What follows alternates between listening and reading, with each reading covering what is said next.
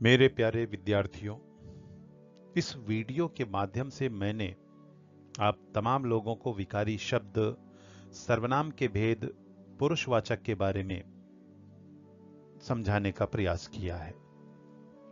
बच्चों, मैंने पिछले वीडियो में सर्वनाम के बारे में विस्तृत रूप से उदाहरणों के माध्यम से समझाया है।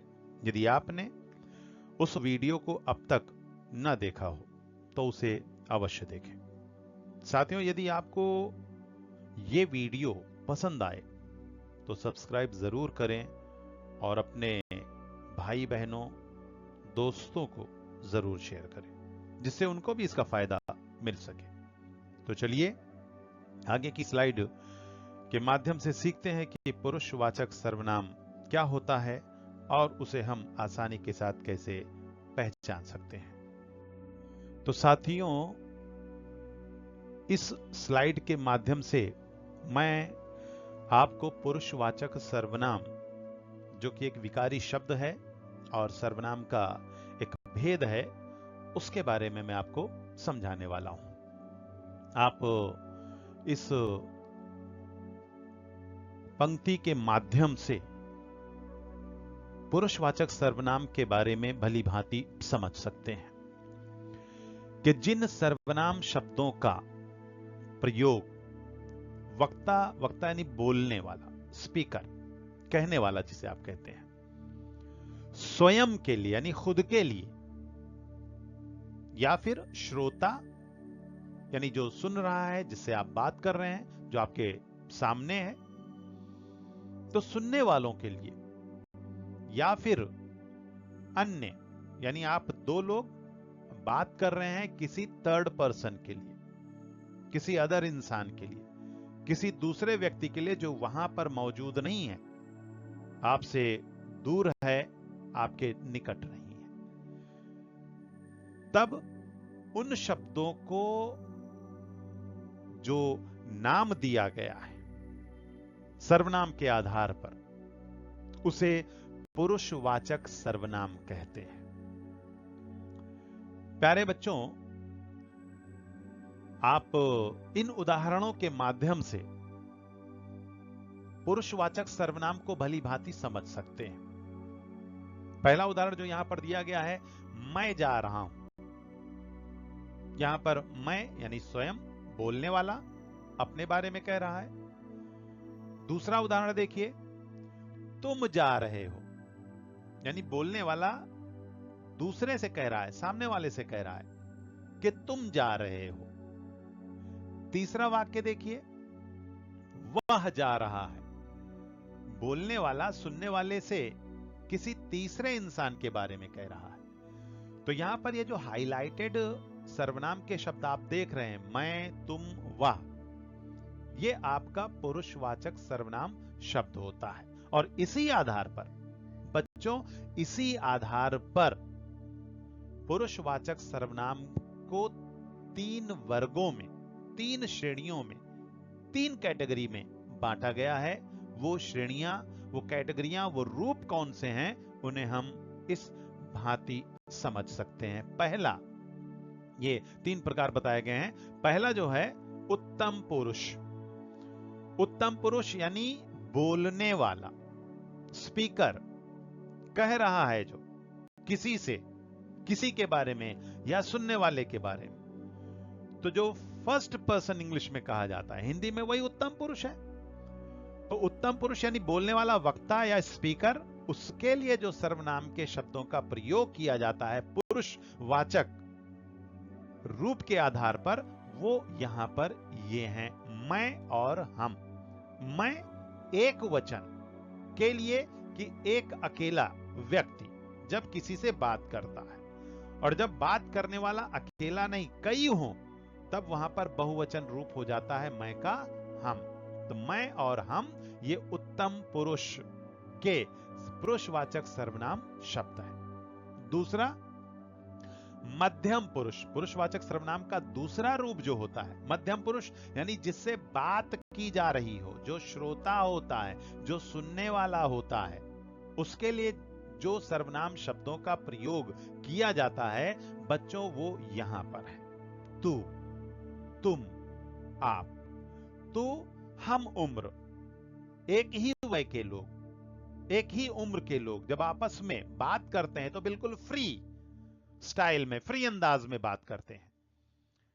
लेकिन जब किसी सामने वाले से, एक अकेले इंसान से या किसी इंसान से बात किया जाए, तब वहां पर तुम होता है। और आप शब्द का प्रयोग आदर सूचक शब्द के आधार पर किया जाता है। तो बच्चों, ये तीनों शब्द जो हैं, ये मध्यम पुरुष यानी जिससे बोलने वाला बात कर रहा हो उनके लिए प्रयुक्त किया जाता है। तीसरा पुरुष अन्य पुरुष कहलाता है। अन्य पुरुष बोलने वाला जिससे बात कर रहा हो, ना तो बोलने वाला ना सुनने वाला, बल्कि थर्ड पर्सन, किसी अन्य के बारे में, किसी दूसरे के बारे में जब बात किया जाए, यहां पर लिखा ना जिसके बारे में कहा जाता है, यानी बोलने वाला जिससे बात कर रहा है उससे नहीं, किसी दूसरे अन्य अदर जो वहां पर मौजूद ना हो उसके बारे में जब बात किया जाता है, तब बच्चों वहां पर अन्य पुरुष सर्वनाम होता है। और उनके लिए प्रयुक्त किए जाने वाले जो शब्द हैं वो यहां पर हैं, वह, यह, ये, वे, वो। तो मेरे प्यारे बच्चों, पुरुषवाचक सर्वनाम को तीन कैटेगरियों के आधार पर, तीन वर्ग के आधार पर आप बड़ी आसानी के साथ समझ सकते हैं कि उत्तम पुरुष में कौन से सर्वनाम शब्दों का प्रयोग किया जाता है, मध्यम पुरुष सर्वनाम में कौन से सर्वनाम शब्दों का प्रयोग किया जाता है, या अन्य पुरुष में किन सर्वनाम के शब्दों का प्रयोग किया जाता है। और इन शब्दों के आधार पर आप आसानी के साथ समझ सकते हैं कि सर्वनाम में ये कौन से पुरुषवाचक सर्वनाम के शब्द हैं। अब हम इनको एक एक करके अगली स्लाइड के माध्यम से समझने का प्रयास करते हैं।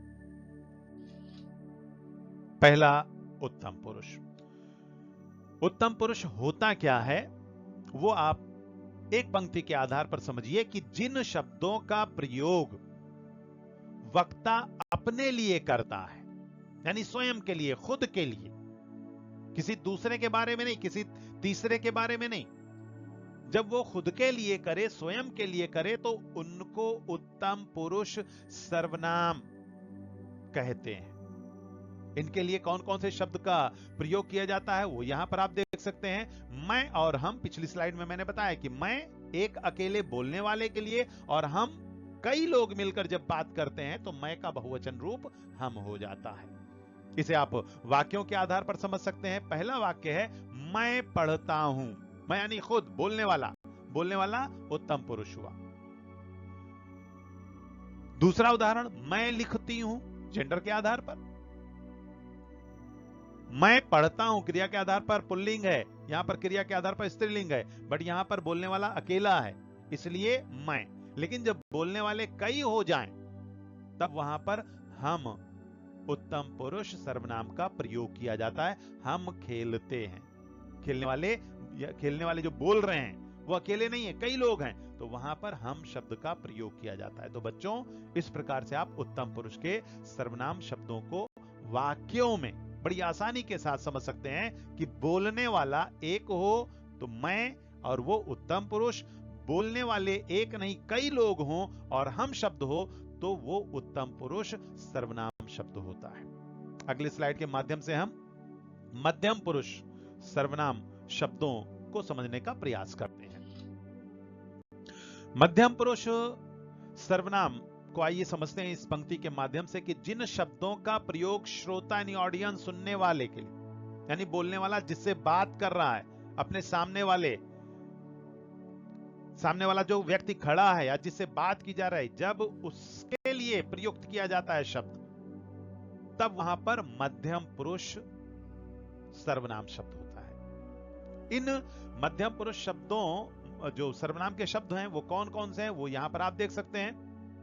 तू, तुम, आप जो है आदर सूचक शब्द है। उदाहरण के आधार पर आप इसे भली भांति समझ सकते हैं। पहला वाक्य है तू कल आ जाना। जैसे कि मैंने पिछले स्लाइड में बताया कि जब हम उम्र आपस में बात करते हैं तो बिल्कुल फ्री स्टाइल में बात करते हैं, फ्री अंदाज में बात करते हैं, वहां पर मान और सम्मान की कोई बात नहीं होती है।